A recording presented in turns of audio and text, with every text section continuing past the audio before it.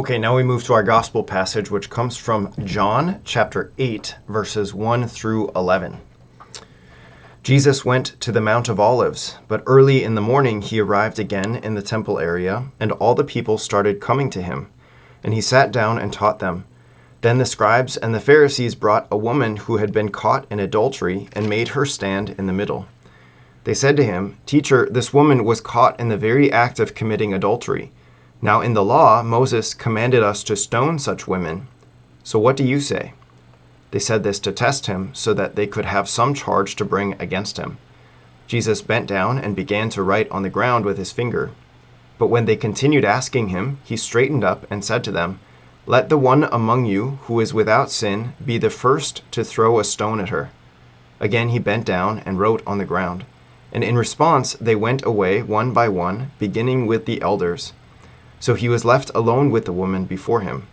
Then Jesus straightened up and said to her, "Woman, where are they? Has no one condemned you?" She replied, "No one, sir." Then Jesus said, "Neither do I condemn you. Go, and from now on, do not sin anymore." Okay, big. So you maybe notice that this is not from the Gospel of Luke, but from the Gospel of John. So John is given, we don't have a year for John, but John is given some prominent days in the life of the church. And this happens to be one of them, the fifth Sunday of Lent. John is given this prominent day. And this scene for actually, so here's another cool thing. So this scene from the woman caught in adultery is in the Greek manuscripts, as I understand this, the Greek manuscripts of the scripture, so like the original things that they found, was not included in this part of the Gospel of John. The Latin manuscripts all included, as I understand it, but the Greek ones don't. And in fact, other manuscripts have this passage in different places. Some at the end of the Gospel of John, some in the Gospel of Luke, actually, which is kind of a fascinating thing in a different gospel. But the church has determined that this is the place for it. And we can trust the church because the church has been given the authority not to make inspired certain passages, but to declare which passages are inspired and where they are inspired to be. So anyway, so we can trust the church in putting this passage where it's at in John chapter 8. Okay, so what's going on here? Jesus says is going to the Mount of Olives, but he goes to the temple area. This is an important thing, that in the temple area, that like it's, I think, at least in my mind, I think of when I'm reading the Gospels, I think of like Jesus being kind of in an isolated area and just kind of doing his own thing. But for him to go into the temple area, this was a pretty crowded place, actually, a place where lots of teachers, lots of rabbis would bring their disciples and teach them, kind of in a way holding court in a way. So Jesus, it says, he went to the temple area and all the people started coming to him. So there's something about like maybe these people were listening to other teachers, but then when they saw Jesus, they're like, oh, we got to go and listen to Jesus because we know this, that from the Gospels, that large crowds would follow Jesus because he didn't just teach, but he taught with authority. And he didn't just teach with authority, but he backed up his authority with miracles and signs and wonders.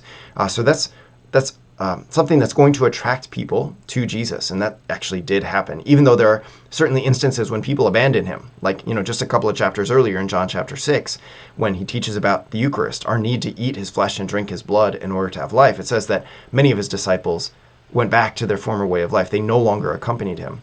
Still, there's something about him that just keeps drawing people either back to himself or draws new people to himself that demands our attention. So anyway, so he sits down and he teaches them. But then something happens. So the scribes and the Pharisees, they bring a woman who had been caught in adultery and they made her stand before him. So this is an interesting thing because in the law of Moses, as they're properly going to say, so it says, "Teacher, this woman was caught in the very act of committing adultery.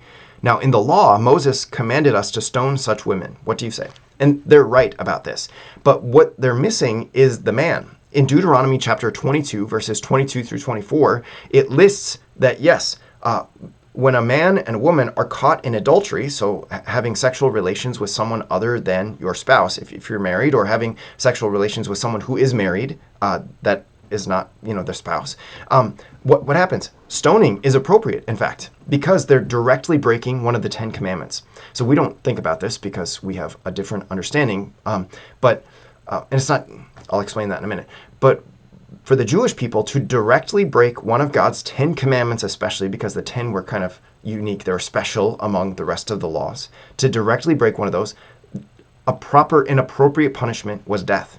And adultery was certainly one of those things. Like I said, we don't have the same physical death that takes place, but we do say that to directly break one of God's 10 commandments, it results not in a physical death, but in a spiritual death, in mortal sin, we say.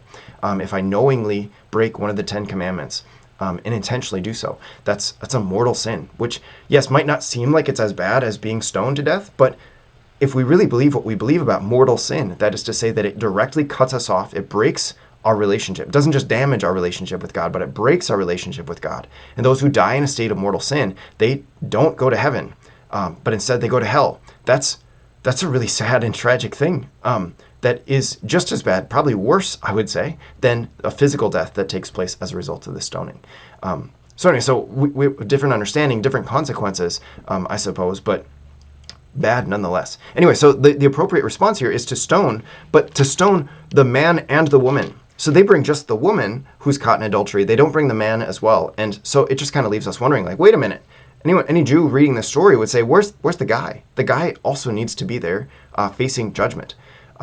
One commentator I was reading, he suggested that this woman was an actress that was paid to kind of pose as an adulteress.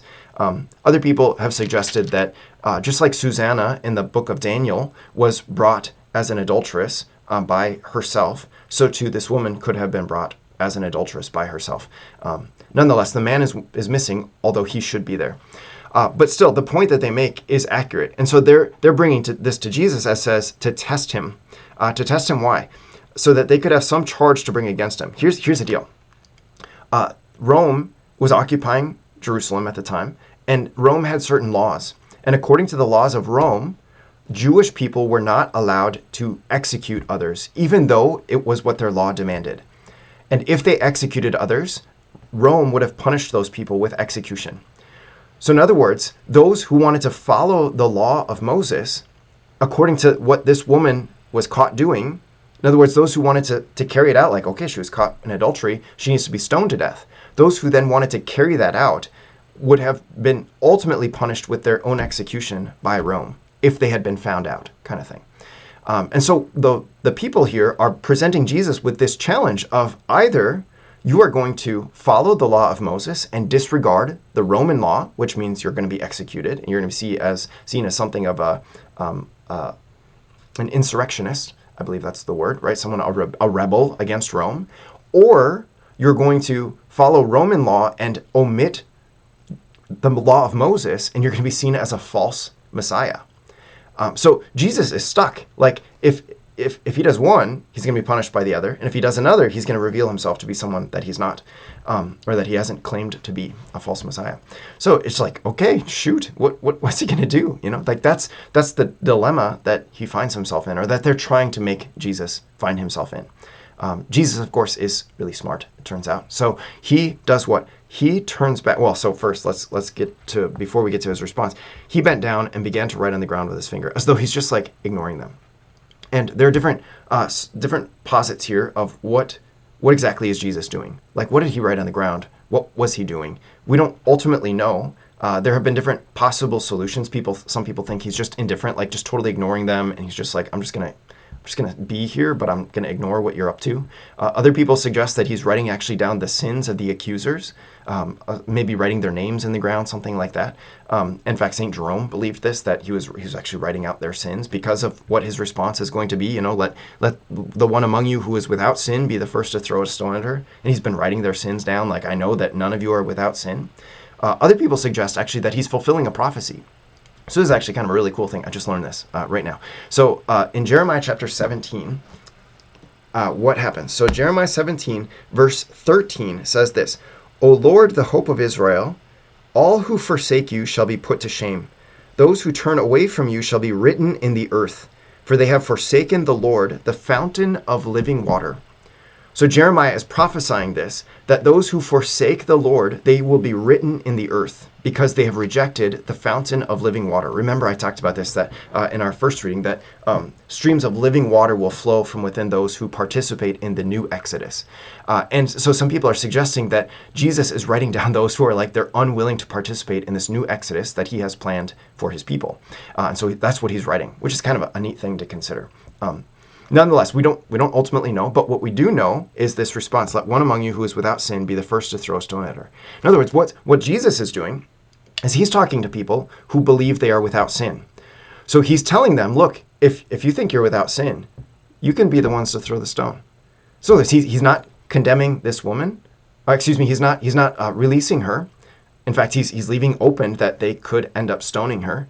But he's turning it back on them, because now they who believe that they are sinless, they will either throw a stone at her, thus breaking the Roman law and bringing about her execution, or they're going to walk away, which is going to make it appear on the outside like they are sinners, which of course Jesus knows they are sinners. But for these people who believe that they're without sin, blameless according to the law, as Paul believed that he was at one point in time, then they're going to be walking away humiliated ultimately.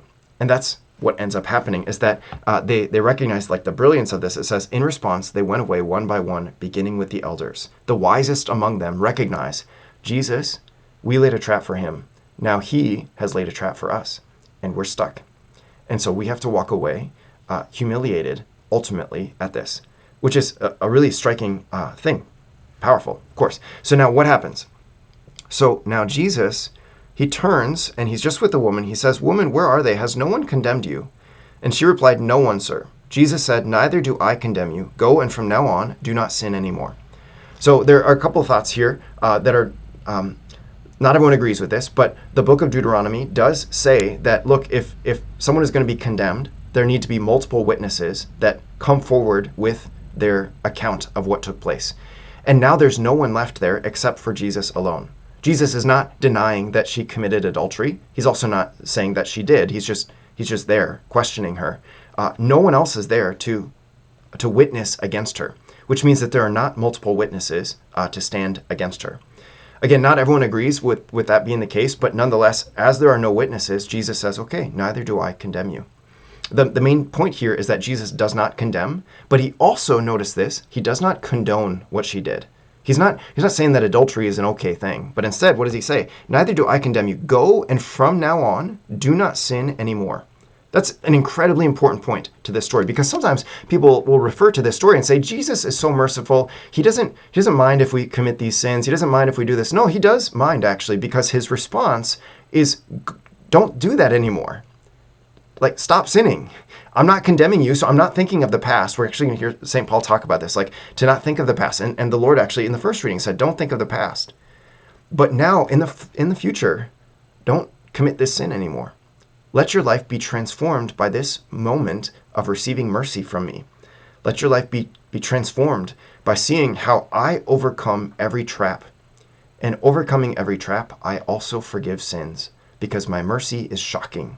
Just like for the people of the Exodus and the new Exodus and from Babylon back into the Promised Land, it was the most shocking of ways that they were brought back into the Promised Land.